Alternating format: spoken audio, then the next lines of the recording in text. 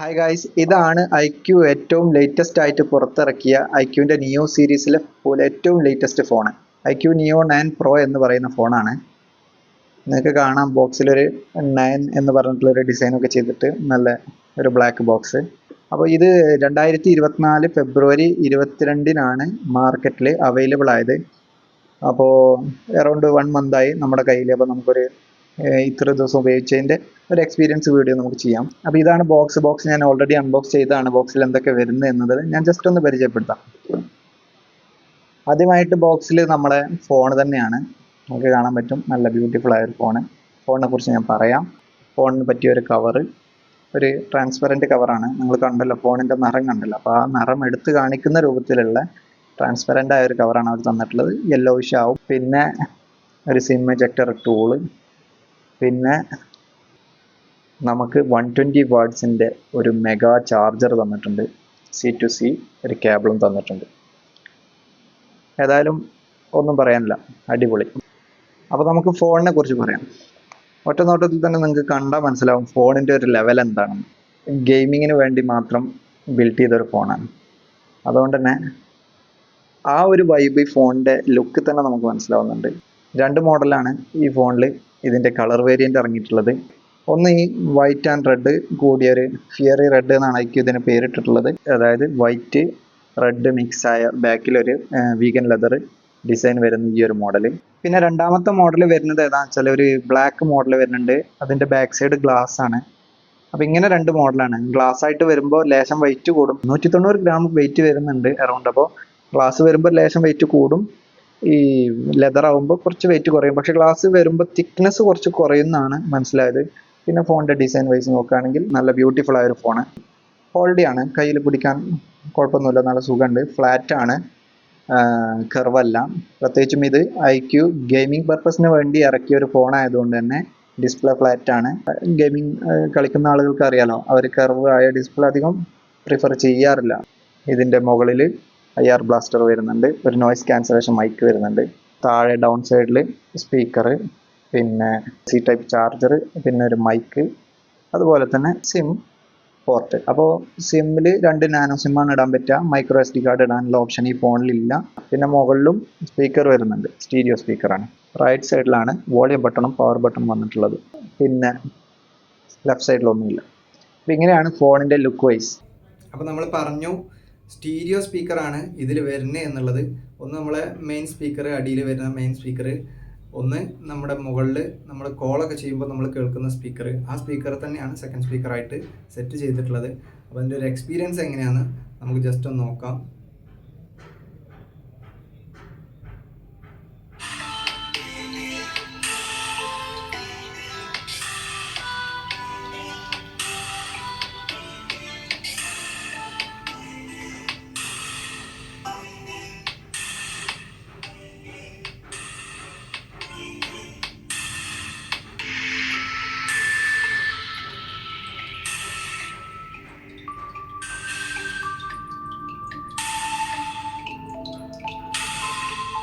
അപ്പോൾ ഈ ഒരു ലെവലിലാണ് സ്പീക്കർ ക്വാളിറ്റി വരുന്നത്. ഹൈ ക്വാളിറ്റി ആണെന്ന് പറയാൻ പറ്റില്ല, എന്നാലും നന്നായിട്ട് വർക്ക് ചെയ്യുന്നുണ്ട്, നല്ല സ്പീക്കർ ക്വാളിറ്റി തരുന്നുണ്ട്. ഈ ഒരു ഫോണ് ശരിക്കും ഒരു ഫ്ലാഗ്ഷിപ്പ് കില്ലറാണെന്ന് പറയാം. കാരണം ഒരു 35K റേഞ്ചിൽ സ്നാപ്ഡ്രാഗൺ 8 Gen 2 പ്രൊസസ്സർ തരുന്ന ഒരു ഫോണ് ആദ്യമായിട്ട് കൊണ്ടുവന്നത് ഐക്യു ആണ്. ഒരു ബിഗ് സപ്പോർട്ട് ഐക്യുന്. ബിക്കോസ് ഗെയിമിംഗ് പർപ്പസിനൊക്കെ വേണ്ടിയിട്ട് ആ ഒരു പ്രൊസസ്സർ ആവശ്യമുള്ള ഒരുപാട് ആളുകളുണ്ട്. പക്ഷേ അതിൻ്റെ ഒരു പ്രൈസ് റേഞ്ച് കൊണ്ട് വാങ്ങാൻ പറ്റാതെ പോകുന്ന ആളുകൾ, അവരെ ലക്ഷ്യം വെച്ചുകൊണ്ട് ഐക്യു തന്ന ഒരു സൂപ്പർ ഫോണാണിത്. ഗെയിമിംഗ് ഉദ്ദേശിക്കുന്ന ആളുകൾക്ക് എന്തായാലും വാങ്ങാൻ പറ്റുന്ന ഒരു ഫോൺ. അതായത് ഒരു 35K റേഞ്ചിൽ പോകാൻ പറ്റുന്ന ഗെയിമിംഗ് പർപ്പസ് ഉള്ള ആളുകൾക്ക് വാങ്ങാൻ പറ്റുന്ന ഏറ്റവും best phone. Snapdragon 8 Gen 2 chipset എന്നൊക്കെ പറഞ്ഞാൽ നിങ്ങൾക്കറിയാം, സാംസങ്ങിലൊക്കെ സാംസങ് S23 വന്ന ചിപ്സെറ്റാണിത്. S23 അതായത് ലോഞ്ചിങ് ടൈമിൽ 80,000 രൂപ പ്രൈസ് വന്നിരുന്ന ആ ഫോൺ ഇപ്പോൾ ഒരു 50ൻ്റെ മുകളിൽ 50-55 റേഞ്ചിലൊക്കെ കിട്ടുന്നുണ്ട് S23. പക്ഷേ ആ പ്രൊസസ്സറാണ് ഇവിടെ 35K റേഞ്ചിൽ, 35 അല്ല 33 വരുന്നത്. ഇതിൻ്റെ ഏറ്റവും ബേസ് വേരിയൻ്റ് ആയ 8GB 128GB വെറും 33 രൂപയാണ് വരുന്നത്.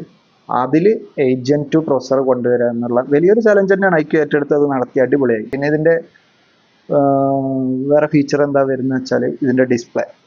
അടിപൊളി ഡിസ്പ്ലേ ആണ് തന്നിട്ടുള്ളത്. 6.78 ഇഞ്ചിൻ്റെ ഒരു LTPO MOLED ഡിസ്പ്ലേ ആണ്. നല്ല വൈബ്രൻ്റ് ആയ ഒരു ഡിസ്പ്ലേ, കളർഫുൾ ആണ്, വീഡിയോ ഒക്കെ നല്ല എക്സ്പീരിയൻസ് ആണ്. പിന്നെ ഒരു പഞ്ച് ഹോൾ ക്യാമറ തന്നിട്ടുണ്ട്. വളരെ നാരോ ബെസലാണ്, ബെസൽസ് ഇല്ല എന്ന് തന്നെ പറയാം, അത്രയും നാരോ സ്റ്റൈലിലാണ് ഇതിൻ്റെ ബെസൽ വന്നിട്ടുള്ളത്. നമുക്ക് കാണാൻ പറ്റും. ഈ റേഞ്ചിലുള്ള ഫോണുകൾക്കൊക്കെ ഇങ്ങനെ തന്നെ ആയിരിക്കും ബെസൽ ഉണ്ടാവുക, സംശയമൊന്നുമില്ല. കാരണം 35K കൊടുക്കുമ്പോൾ അതിനുള്ളൊരു സെറ്റപ്പുമാണല്ലോ. അതുപോലെ തന്നെ 3000 നിറ്റ്സിന്റെ പീക്ക് ബ്രൈറ്റ്സ് വന്നിട്ടുണ്ട്. 144 ഹെർട്സിന്റെ റിഫ്രഷ് റേറ്റ് വരുന്ന ഒരു ഡിസ്പ്ലേ ആണ്. അതുപോലെ തന്നെ 2160 ഹെർട്സിന്റെ PWM ഡിമ്മിങ് വരുന്നുണ്ട്. അപ്പോൾ നമ്മുടെ കണ്ണിനൊക്കെ സേഫ് ആക്കുന്ന ഒരു ഫീച്ചറാണ്, മിക്ക ഫോണിൽ ഇപ്പോൾ വരുന്നുണ്ട്. പിന്നെ ഡിസ്പ്ലേന്റെ മുകളിൽ ഒരു ചെറിയൊരു സേഫ്റ്റി സ്റ്റിക്കർ അവരുടെ ഭാഗത്ത് നിന്ന് തന്നെ ഒട്ടിച്ചതുണ്ട്, നമുക്ക് വേണമെങ്കിൽ ഗ്ലാസ് ഇടാൻ പറ്റും. പിന്നെ ഡിസ്പ്ലേന്റെ ഗ്ലാസ് ഏതാണെന്ന് വ്യക്തമാക്കിയിട്ടില്ല എന്നാണ് മനസ്സിലാവുന്നത്. നമ്മുടെ റെഡ്മിയിലേക്കൊക്കെ നോക്കുകയാണെങ്കിൽ Redmi 30 റേഞ്ചിലാണ് ഇപ്പോൾ അവർ ലാസ്റ്റിന് മറ്റു ഫോൺ നോട്ട് സീരീസ് ഒക്കെ ഇറക്കിയത്. അതിലൊക്കെ ഗൊറില്ല ഗ്ലാസ് വിക്ടസിന്റെ പ്രൊട്ടക്ഷൻ ഉണ്ട്. അപ്പോൾ അങ്ങനെയുള്ള ഒരു കാര്യങ്ങളൊന്നും ഇതിൽ വ്യക്തമാക്കിയിട്ടില്ല. അപ്പോൾ എന്താണെങ്കിലും 35K റേഞ്ചിൽ ഒരു ഇത്രയും വലിയ പെർഫോമൻസ് ഫോൺ ഇറക്കുമ്പോൾ അതിൻ്റെതായ കോംപ്രമൈസിങ് ഉണ്ട്. പ്രത്യേകിച്ച് ബിൽഡിംഗ് ക്വാളിറ്റിയിലൊക്കെ അതിൻ്റെ ഒരു കോംപ്രമൈസിങ് ഉണ്ടാവും എന്ന് തന്നെയാണ് നമ്മൾ മനസ്സിലാക്കേണ്ടത്. ഏതായാലും ഡിസ്പ്ലേ വൈസിൽ ഒരു കുഴപ്പമില്ല, നല്ല ഡിസ്പ്ലേ ആണ്. 1.5K റെസൊല്യൂഷൻ വരുന്ന നല്ലൊരു ഡിസ്പ്ലേ, നല്ല വൈബ്രൻറ്റ് ഡിസ്പ്ലേ ആണ്. അപ്പോൾ ഏതാണെങ്കിലും മറ്റു ഫീച്ചർക്ക് പോകാം. അടുത്തതായിട്ട് ക്യാമറനെ കുറിച്ച് പറയുകയാണെങ്കിൽ ഇതിൻ്റെ മെയിൻ ക്യാമറ നന്നായിട്ട് പെർഫോം ചെയ്യുന്നുണ്ട്, നല്ല റിസൾട്ട് തരുന്നുണ്ട്. വിവോ തന്നെ ഇറക്കിയ വിവോ X100 ഉപയോഗിച്ച സോണിയുടെ IMX920 എന്ന് പറയുന്ന ഒരു സെൻസറാണ് ഇതിലും ഉപയോഗിച്ചിട്ടുള്ളത്. വിവോ X100 ക്യാമറക്ക് നല്ല റേറ്റിംഗ് കിട്ടിയ ഒരു ഫോണാണ്. അപ്പോൾ അതിൽ ഉപയോഗിച്ച സെൻസറിനാണ് ഇതിൽ ഉപയോഗിച്ചിട്ടുള്ളത്. അതുകൊണ്ട് തന്നെ മെയിൻ ക്യാമറ നല്ല റിസൾട്ട് തരുന്നുണ്ട്. വീഡിയോ അതുപോലെ തന്നെ ഇമേജും പോർട്രേറ്റും 2x പോർട്രേറ്റ് എന്നുള്ളൊരു സിസ്റ്റത്തിൽ വരുന്നുണ്ട്. അതുപോലെ തന്നെ പോർട്രേറ്റ് വീഡിയോക്കുള്ള ഓപ്ഷൻ ഇതിൽ വരുന്നുണ്ട്. അപ്പോൾ അങ്ങനെ മെയിൻ ക്യാമറ നല്ല ഫീച്ചർ തന്നെയാണ് തരുന്നത്. ഡയലൈറ്റിലും ലോ ലൈറ്റിലൊക്കെ നല്ല റിസൾട്ട് തരുന്നുണ്ട്. മറ്റു ക്യാമറ നോക്കുകയാണെങ്കിൽ അൾട്രാ വൈഡിൻ്റെ ഒരു 8 മെഗാ പിക്സൽ അൾട്രാ വൈഡ് ഇതിൽ വരുന്നുണ്ട്. ആവറേജ് അത്രേ പറയാൻ പറ്റുള്ളൂ. പിന്നെ വളരെ ബിലോ ആവറേജ് ആയി തോന്നിയത് 35K റേഞ്ചിൽ വന്ന ഒരു ഫോണിൽ ഇവർ തന്ന സെൽഫി ക്യാമറയാണ് നമുക്കൊരു ഒന്നും കൂടി ഇമ്പ്രൂവ് ആക്കാമായിരുന്നു എന്ന് തോന്നിയത്. ഈ പഞ്ച് ഹോൾ ക്യാമറയാണ് ഫ്രണ്ട് സൈഡിൽ വരുന്നത്. ഇതിൽ 16 മെഗാ പിക്സലിൻ്റെ ഒരു ക്യാമറയാണ്. അതിൽ തന്നെ 1080p മാത്രമേ സപ്പോർട്ട് ചെയ്യുന്നുള്ളൂ. അതുപോലെ തന്നെ സ്റ്റെബിലൈസേഷൻ തീരെ ഇല്ല. എന്നാൽ ബാക്ക് ക്യാമറ അടിപൊളിയാണ്, നല്ല അൾട്രാ സ്റ്റെബിലൈസേഷൻ സിസ്റ്റം ഒക്കെ അതിൽ വരുന്നുണ്ട്. ഫ്രണ്ട് ക്യാമറയിൽ ഒരു നേരിയ സ്റ്റെബിലൈസേഷൻ ഫീച്ചർ പോലും വന്നിട്ടില്ല എന്നുള്ളത് ചെറിയൊരു ഡിസപ്പോയിൻറ്റിംഗ് ഉണ്ടാക്കുന്ന കാര്യം തന്നെയാണ്. അപ്പോൾ ഞാൻ ഏതായാലും 2 ക്യാമറയിലും എടുത്ത സാമ്പിൾസ് ഞാനിവിടെ കാണിക്കാം.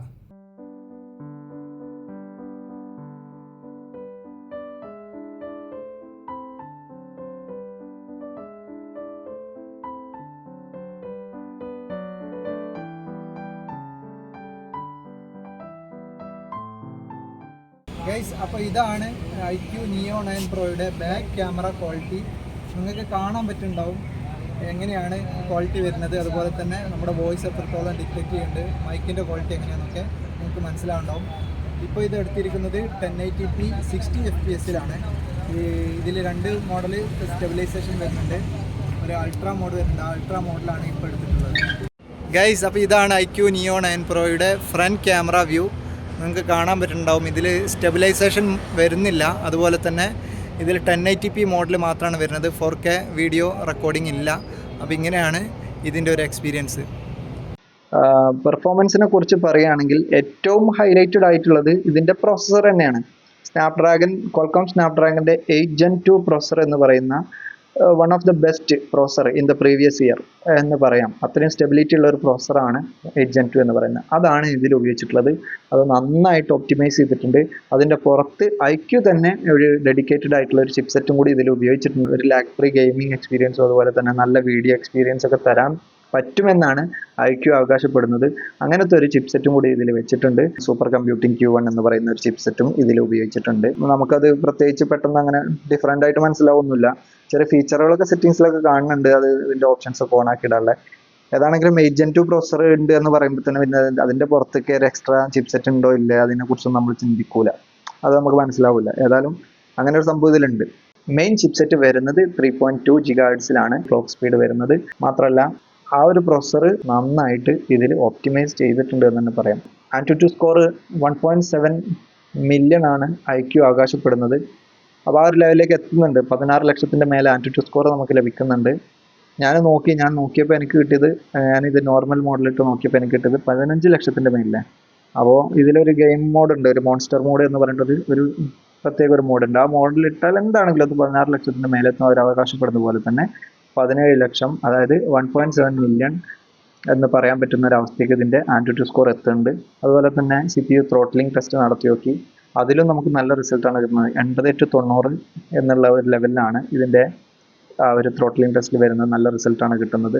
കൂടാതെ ഇതിൽ ഉപയോഗിച്ചിരിക്കുന്ന റാമും സ്റ്റോറേജും എല്ലാം ലേറ്റസ്റ്റ് വേർഷനുകളാണ്. LPDDR5X റാം, അതുപോലെ തന്നെ UFS 4.0 സ്റ്റോറേജുമാണ് ഇതിൽ ഉപയോഗിച്ചിട്ടുള്ളത്. അപ്പോൾ അതും ഇതിൻ്റെ പെർഫോമൻസ് വർദ്ധിപ്പിക്കുന്നതിനുള്ള നല്ലൊരു ഫാക്ടർ തന്നെയാണ്. പക്ഷേ ഇതിൻ്റെ ഏറ്റവും ബേസ് വേരിയൻ്റ് ആയ 128 സ്റ്റോറേജ് വരുന്ന ആ മോഡലിൽ മാത്രം UFS 3.1 ആണ് വന്നിട്ടുള്ളത്. അല്ലാത്ത 2 വേരിയൻറ്റിലും UFS 4.0 ആണ്. നല്ല പെർഫോമൻസ് തരുന്ന ഒരു അടിപൊളി ഫോൺ തന്നെയാണ് ഇത്. അത് അത്രയും നന്നായിട്ട് ഇതിൻ്റെ സ്പെക് വൈസ് ഓപ്റ്റിമൈസ് ചെയ്തിട്ടുണ്ട്. ഈ ഫോണിൻ്റെ മറ്റൊരു ഇമ്പോർട്ടൻറ്റ് ഫീച്ചർ എന്താണെന്ന് വെച്ചാൽ ഇതിന് 120 വാട്ട്സിൻ്റെ ചാർജർ സപ്പോർട്ട് ചെയ്യുന്നുണ്ട്. അത് ബോക്സിൽ തന്നിട്ടുണ്ട്. 5160 mAh ബാറ്ററിയാണ് ഇൻസൈഡ് ഫോണിൽ തന്നിട്ടുള്ളത്. അത് ബിലോ 30 മിനിറ്റ്സ് കൊണ്ട് ഫുൾ ചാർജ് ആവും. അത്രയും നല്ലൊരു ചാർജറും തന്നിട്ടുണ്ട്. അപ്പോൾ അത് നല്ലൊരു ഗുഡ് ഫീച്ചറാണ്. ഞാൻ ചെക്ക് ചെയ്ത് നോക്കി, വളരെ വേഗത്തിൽ ചാർജ് ആവും. നമുക്ക് ചാർജിങ്ങിന് ഒരു ടൈം ഡെഡിക്കേറ്റഡ് ആയി കാണേണ്ട ആവശ്യമില്ല. കാരണം നമ്മളൊന്ന് ജസ്റ്റ് കുളിക്കാൻ പോകുമ്പോഴോ അല്ലെങ്കിൽ നമ്മളൊന്ന് ഫുഡ് കഴിക്കാൻ പോകുമ്പോഴോ ജസ്റ്റ് ഒന്ന് കുത്തിയിട്ടാൽ തന്നെ 50-60% ആ ഒരു ലെവലിലേക്ക് ചാർജ് എത്തി നിൽക്കും. അത് തന്നെ ഒരുപാട് സമയത്തേക്ക് നമുക്ക് ഉപയോഗിക്കാനുണ്ടാവും. ചാർജ് നല്ല ബാക്കപ്പ് നിൽക്കുന്നുണ്ട്, നല്ല ഫാസ്റ്റ് ചാർജിങ് ആണ്. നല്ലൊരു ഫീച്ചറായിട്ടാണ് എനിക്ക് തോന്നിയത്. അപ്പോൾ ബേസിക്കലി ഇത് ഗെയിമിങ്ങിന് വേണ്ടി ബിൽഡ് ചെയ്ത ഒരു ഫോൺ ആയതുകൊണ്ട് തന്നെ ഏറെക്കുറെ ഹൈ ഗ്രാഫിക്സിലുള്ള എല്ലാ ഗെയിംസും നിങ്ങൾക്ക് ഇതിൽ സ്മൂത്ത് ആയിട്ട് വർക്ക് ചെയ്യാൻ പറ്റും. Including Genshin Impact, BGMI, Call of Duty പോലത്തെ ഹൈ ഗ്രാഫിക്സ് റിക്വയർഡ് ആയ ഗെയിംസ് എല്ലാം. അത് മാത്രമല്ല, ഇതിൽ ഒരു ഹൈ ഗ്രാഫിക്സിന് വേണ്ടി ഡെഡിക്കേറ്റഡ് ആയ ഒരു മോഡും തന്നിട്ടുണ്ട്. മോൺസ്റ്റർ മോഡ് എന്ന് പറയുന്ന ഒരു മോഡ്, അങ്ങനെ ഒരു ഫീച്ചർ ഇതിൽ ആഡ് ചെയ്തിട്ടുണ്ട്. അപ്പോൾ അത് ഓൺ ആക്കിയിട്ടാണ് കളിക്കുന്നതെങ്കിൽ നിങ്ങൾക്ക് ഒരു എക്സ്ട്രീം ലെവലിലുള്ള പെർഫോമൻസ് തന്നെ എക്സ്പീരിയൻസ് ചെയ്യാൻ പറ്റും. പിന്നെ സോഫ്റ്റ്വെയർ കുറിച്ച് പറയുകയാണെങ്കിൽ ഇതിൽ FunTouchOS 14 ആൻഡ്രോയിഡ് 14 തന്നെയാണ് വന്നിട്ടുള്ളത്. ഏറ്റവും ലേറ്റസ്റ്റ് ആയ വേർഷനാണ് രണ്ടും വന്നിട്ടുള്ളത്. ഇതിൽ കുറച്ച് എന്താ പറയുക, ആഡ്സും കാര്യങ്ങളൊക്കെ ഉണ്ട്. എന്നാണെങ്കിലും നല്ല ഫീച്ചറുകൾ കുറച്ച് തന്നിട്ടുണ്ട്. IQൻ്റെതായ കുറച്ച് ഫീച്ചറുകൾ യൂട്യൂബ് വർക്ക് ചെയ്യുമ്പോൾ അല്ലെങ്കിൽ ഏതെങ്കിലും ഒരു മീഡിയ പ്ലാറ്റ്ഫോമിൽ വർക്ക് ചെയ്യുന്ന സമയത്ത് നമുക്കത് ബാക്ക്ഗ്രൗണ്ട് പ്ലേ ആക്കി മാറ്റാനുള്ള ഒരു ഫീച്ചറൊക്കെ വന്നിട്ടുണ്ട്. പിന്നെ ഈ ഗെയിമിംഗ് മോഡ് തന്നെ ഒരുപാട് ഫീച്ചറുകൾ വന്നിട്ടുണ്ട്. അതായത് ഗെയിമിംഗ് മോഡിൻ്റെ സാധാരണ ഫോണിൽ ഉണ്ടാകുന്ന എല്ലാ ഫീച്ചറുകളും നമ്മൾ കുറേ കാര്യങ്ങൾ ഓഫാക്കിയിടാനും ഓണാക്കിയിടാനും, അതുപോലെ തന്നെ എക്സ്ട്രാ കൺട്രോൾ, ഇങ്ങനെ ടിൽറ്റ് ചെയ്യുമ്പോഴും കാര്യങ്ങൾക്കൊക്കെ ഒരു എക്സ്ട്രാ കൺട്രോളൊക്കെ നമുക്ക് കൊടുക്കണം എന്നുണ്ടെങ്കിൽ അങ്ങനെയൊക്കെ കൊടുക്കാൻ പറ്റുന്ന കുറച്ച് ഫീച്ചേഴ്സും കാര്യങ്ങളൊക്കെ. പിന്നെ ബേസിക്കലി ഈ ഫോൺ വരുന്നത് 3 വേരിയൻറ്റുകളിലായിട്ടാണ്. ഏറ്റവും ബേസ് വേരിയൻറ്റ് ഇപ്പോൾ ഈ ഒരു 2-3 ദിവസത്തിൻ്റെ ഉള്ളിലാണ് ലോഞ്ചായി തോന്നുന്നുണ്ട്. അത് അവൈലബിൾ ആയത് മാർക്കറ്റിൽ. 8GB 128GB അറൗണ്ട് ഒരു 33,000 അവൈലബിൾ ആണ്. ഇത് 8 and 256GB ആണ്. പിന്നെ ഒരു വേരിയൻ്റ് ഉള്ളത് 12 and 256GB ആണ്. 12 and 256GB എന്നുള്ളത് അവർക്കൊരു 12 and 512GB ആക്കായിരുന്നു. ഏതായാലും പ്രൈസ് വരുന്നത് 2000 രൂപയുടെ ഒരു ഇൻസ്റ്റൻറ്റ് ബാങ്ക് ഡിസ്കൗണ്ട് കൊടുത്തിട്ടുണ്ട്. അതും കഴിച്ചിട്ട് വരുന്നത് ഏറ്റവും ടോപ്പ് വേരിയൻറ്റിന് അറൗണ്ട് 37,000, ഇത് 35, മറ്റേത് 33, ഏറ്റവും ലോ വേരിയൻറ്റ്. അപ്പോൾ അങ്ങനെയാണ് പ്രൈസ് വരുന്നത്. എന്തുകൊണ്ടും നിങ്ങൾ 30,000 റേഞ്ച് വരെ നിങ്ങൾ പോകുന്നുണ്ടെങ്കിൽ, നിങ്ങൾക്ക് പെർഫോമൻസ് ആണ് നിങ്ങളുടെ മുഖ്യമെങ്കിൽ, ഒരു 3000-5000 ഒക്കെ കൂട്ടിയിട്ട് ഈ ഫോൺ എടുക്കുക. ഇത് ഞാൻ സജസ്റ്റ് ചെയ്യുന്നത്. കാരണം പെർഫോമൻസിനാണെങ്കിൽ നിങ്ങൾക്ക് ഇത് എടുക്കാൻ ഏറ്റവും ബെസ്റ്റ്. പിന്നെ ഇത്രയും ഈ ഒരു രൂപ റേഞ്ചിൽ നിങ്ങൾക്ക് ഈ സ്നാപ്ഡ്രാഗൻ്റെ 8 Gen 2 പ്രോസസ്സർ നിങ്ങൾക്ക് തരുന്നു എന്ന് പറയുമ്പോൾ മറ്റു പല വിഷയങ്ങളും കോംപ്രമൈസ് ചെയ്തിട്ടുണ്ടാവും. പ്രത്യേകിച്ച് ഇതിൻ്റെ ബിൽഡിംഗ് ക്വാളിറ്റിയെ കുറിച്ചൊക്കെ നല്ല ആശങ്ക ഉണ്ടാവും. കാരണം ഇത് പ്ലാസ്റ്റിക് ഫ്രെയിമാണ്. അപ്പോൾ ബിൽഡിംഗ് ക്വാളിറ്റിയിലൊക്കെ ചെറിയ കോംപ്രമൈസ് ഉണ്ടാവും. പക്ഷേ എന്തുകൊണ്ടും എനിക്ക് തോന്നിയത് അങ്ങനെയൊക്കെ ആണെങ്കിലും ഫോൺ നന്നായിട്ട് ബിൽഡിങ്ങും കാര്യങ്ങളൊക്കെ ഒരു യുണീക്ക്നെസ് ഉള്ളൊരു ഫോണാണെന്നാണ് മനസ്സിലായത്. അപ്പോൾ അതെന്താണെങ്കിലും നിങ്ങൾക്ക് ഇതിൽ കിട്ടും. ചില ആളുകൾക്ക് ഈ നിറമായിരിക്കും ഇഷ്ടം, ചില ആൾക്ക് ബ്ലാക്ക് ആയിരിക്കും ഇഷ്ടം. അപ്പോൾ അത് നിങ്ങൾ ഇഷ്ടം പോലെ സെലക്ട് ചെയ്യാം. നല്ലൊരു ഫോണാണ്, നല്ല അഭിപ്രായമാണ്. അപ്പോൾ വീഡിയോ ഇഷ്ടപ്പെട്ടാൽ ലൈക്ക് ചെയ്യാം, സബ്സ്ക്രൈബ് ചെയ്യാം. മറ്റൊരു വീഡിയോയുമായി വീണ്ടും കാണാം.